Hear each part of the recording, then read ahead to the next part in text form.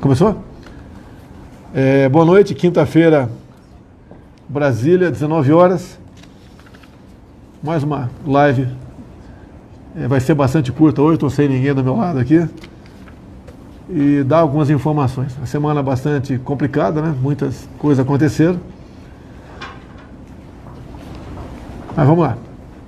O auxílio emergencial começa no início de semana que vem, dia 4 ou 5, começa o pagamento da mais 4 parcelas do auxílio emergencial, que já é, né, o maior programa social do mundo para atender exatamente aqueles que foram atingidos pela política do fique em casa, feche tudo. Então o governo federal manteve viva a economia ano passado e mais ainda, entre outras medidas, fez com que o país, que como o mundo todo está previsto ter um PIB negativo, né, à exceção da China, tá, os demais países todos tiveram PIB negativo. E o Brasil foi o quarto que menos decresceu.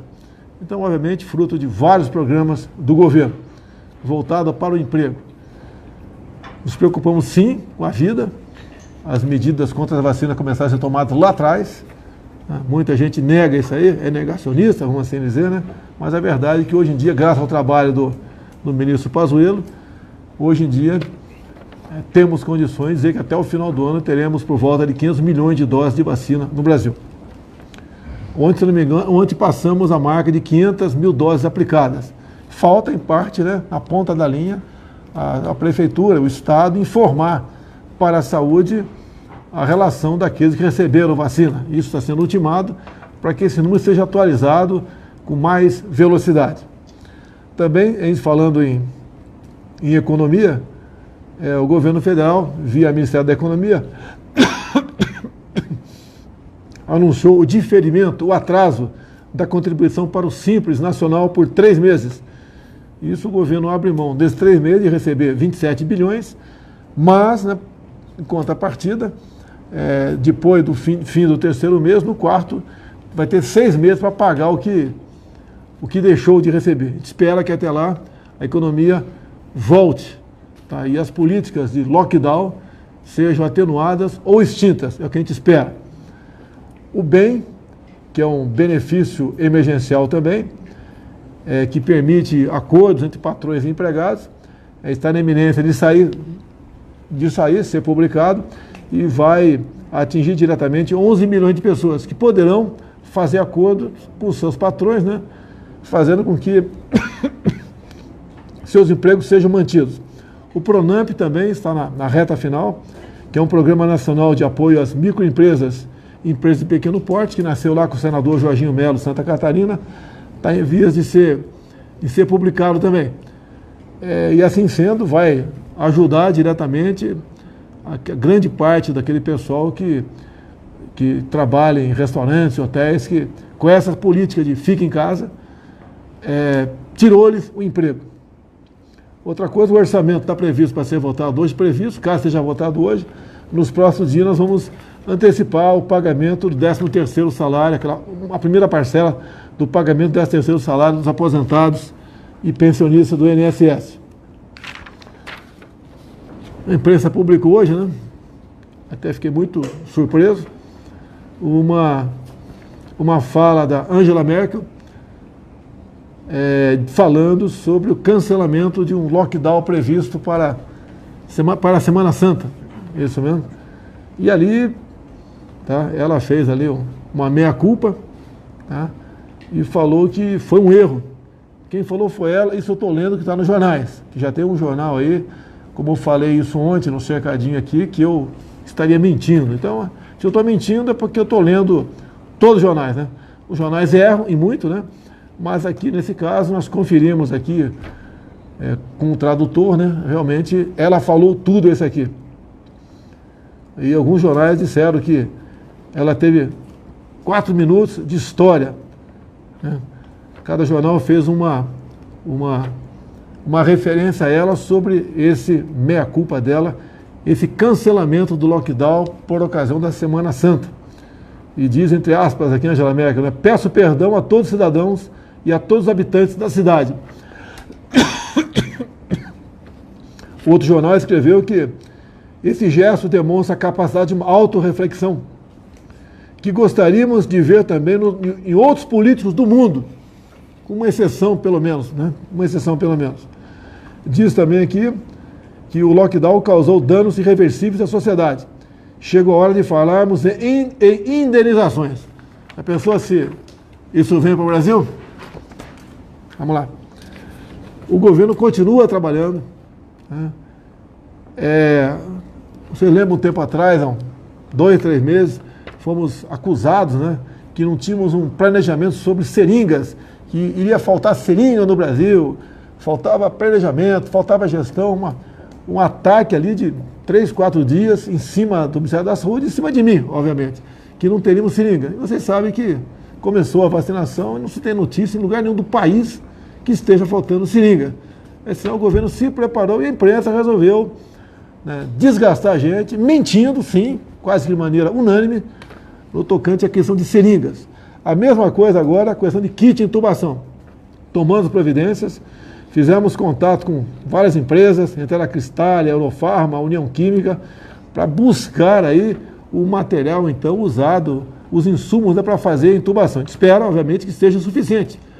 Espera que seja suficiente. É uma corrida muito grande, além daquela que já não era mais esperada, né? E daí pode complicar realmente, mas estamos trabalhando firmemente no tocante a todas as pessoas que porventura sejam indicadas para intubação, isso aconteça com os insumos.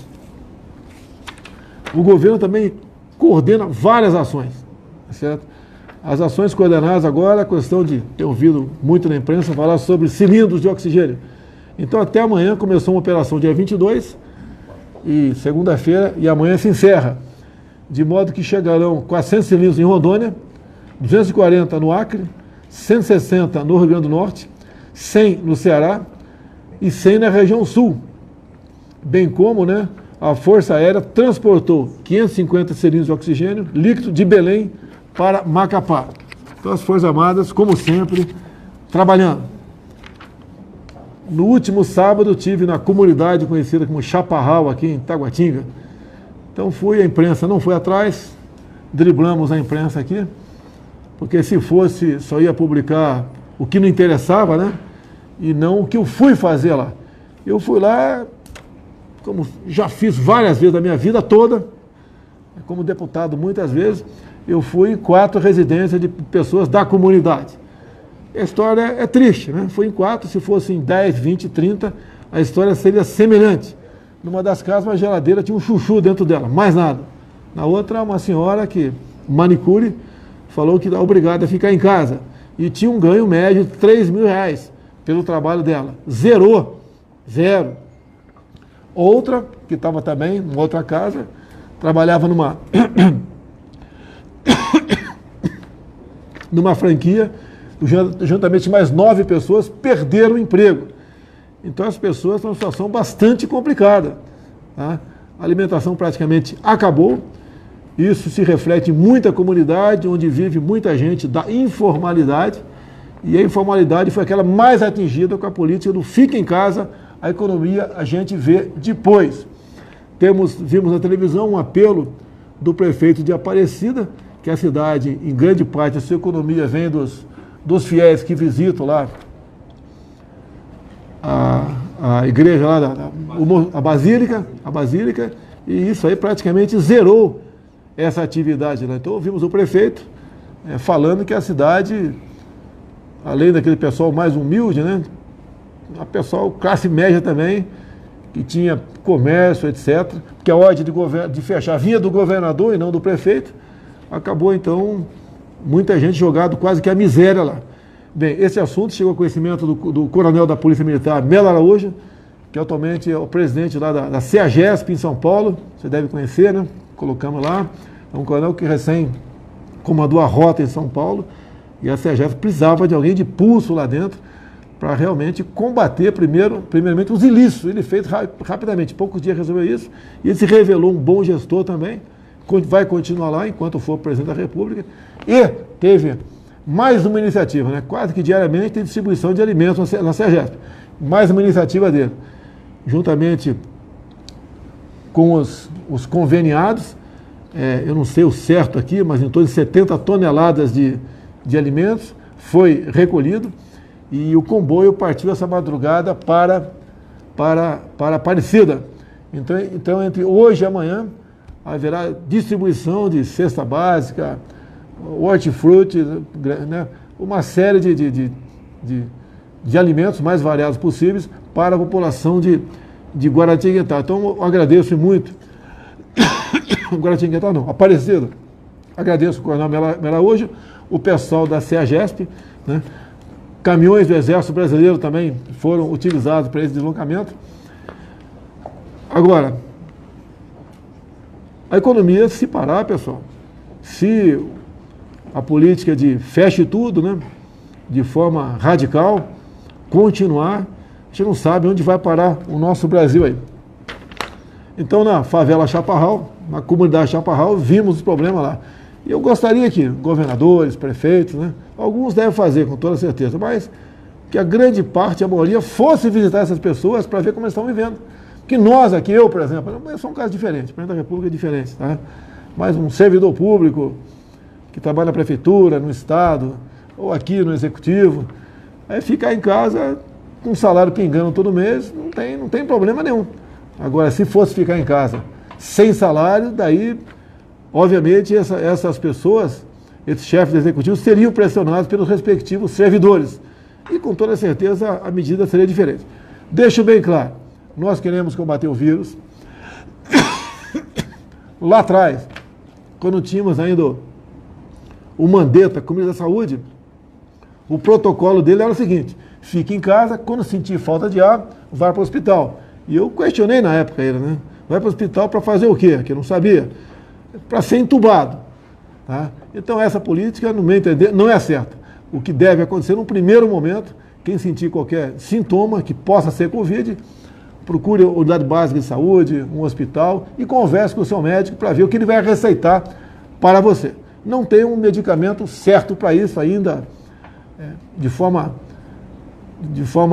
clara, né? Não existe medicamento para isso, mas o médico tem alternativas e pode salvar a sua vida com essa alternativa. Então, o atendimento imediato é bem-vindo e necessário. Se eu, porventura, for reinfectado, eu já tenho o meu médico aqui, já sei o que ele vai receitar para mim, tá? O que me salvou lá atrás.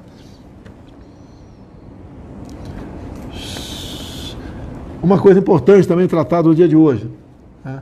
Juntamente com a Caixa Econômica Federal, na pessoa do presidente Pedro Guimarães, né?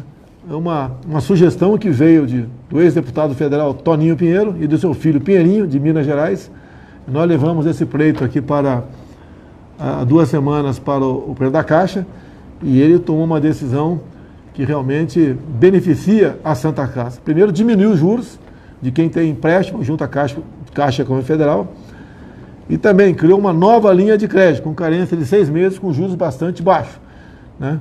E esses bilhões que estão à disposição, caso a Santa Casa assim o deseje, né, porque é um endividamento, está à disposição das mesmas para que ela possa aí ter mais meios para melhor atender a população. Mas ainda, como sempre, foram autorizados mais 685 leitos de UTI para 11 estados e Distrito Federal. Então, quando o governador precisa, o prefeito requisita e a saúde aí faz o pagamento. É isso mesmo? Agora, a Anvisa recebeu o pedido de uso emergencial para a vacina Janssen. Então, mais uma vacina que, caso aprovada pela Anvisa, estará à disposição. E já foi comprada. Tem um assessor da saúde aqui dizendo que já foi comprada. E eu sempre disse, não adianta querer fazer uma narrativa, né? Entre eu e a vacina existia a Anvisa. Você tem que respeitar. Daqui a pouco começa a chegar coisa aí de não sabe fabricado onde e distribui para a população. E coloca em risco a saúde pública. Então, todas as vacinas, né, que foram aprovadas pela Anvisa, nós compramos. Sem problema nenhum. O Brasil já aplica, em média, né, 500 mil doses diárias. Isso vai aumentar, com toda certeza. Falta melhor interlocução entre a ponta da linha, estados e municípios, com o Ministério da Saúde, para que cada vez mais seja corrigida, né, com mais velocidade a quantidade de pessoas que são vacinadas. Eu falei medidas contra a vacina? Sim, senhor. Então vamos corrigir, não é contra a vacina, contra a Covid aí. Senão, encerrando aqui, curiosidade, né? Porque parece que só o Brasil é que tem problemas com a Covid. Muita gente pede pressa, nós reconhecemos isso aí. Tudo que for possível fazer, o Pazuello fez lá atrás e agora o Queiroga continua com esse trabalho, mas a questão de vacinas tem uns problemas no mundo todo. Aqui, ó, notícia da imprensa aí. Japão sofre lentidão em vacinação contra a Covid por falta de vacinas e seringas. O que não faltou no Brasil tá faltando no Japão. Com atraso nas vacinas, a Itália fechará lojas. Vacinação em Portugal enfrenta lentidão. Problemas que explicam por que a União Europeia está atrasada na imunização.